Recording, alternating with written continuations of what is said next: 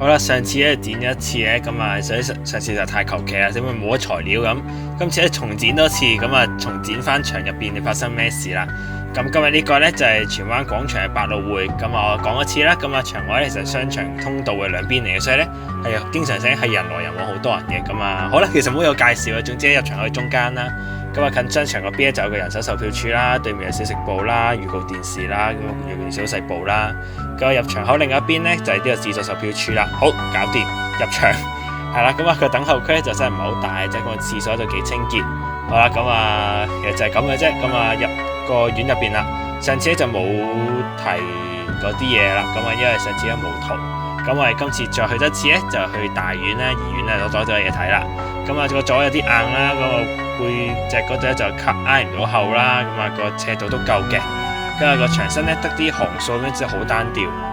跟住就係中大型嘅屏幕啦，都幾清晰嘅，加埋個音響表現其實都唔錯。咁啊尤其呢套戲咧好重要啊，所以表現得幾好。咁啊講埋電影啦，咁啊講一半啦，咁啊講新啲嗰套先啦。咁就哥斯拉大戰金剛，想睇嘅人咧都係睇嗰兩隻怪獸打噶啦，咁樣打得幾爽下嘅。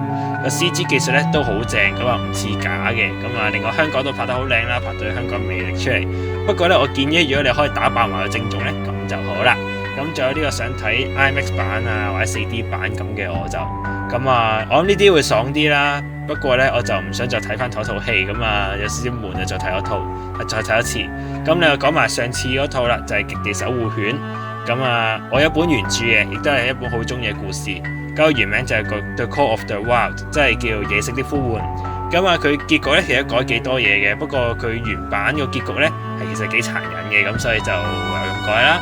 咁建議咧，如果中意啲小品故事可以試下嘅。不過如果要求劇情咧，其實就一般啲啊。咁今集要快幫我介紹完啦，因為呢間戲都即係比較普通冇特色。另外就係啲舊咁樣咯。不過百老匯雖然通常都係舊啲噶啦。好，今日嘅細仔，但下次再見啦，拜拜。中意嘅話咪睇翻上次咯。大家好，我係頭長，咁今日嚟介紹荃灣百老匯戲院啦。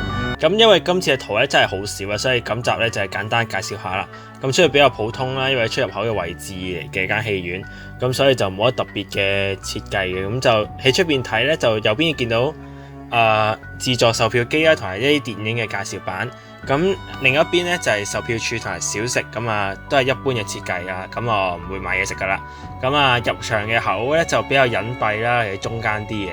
咁另外咧喺出邊咧你見唔到幾時要入院嘅，要拖佢哋及落去及入邊先至見到幾時入場嘅。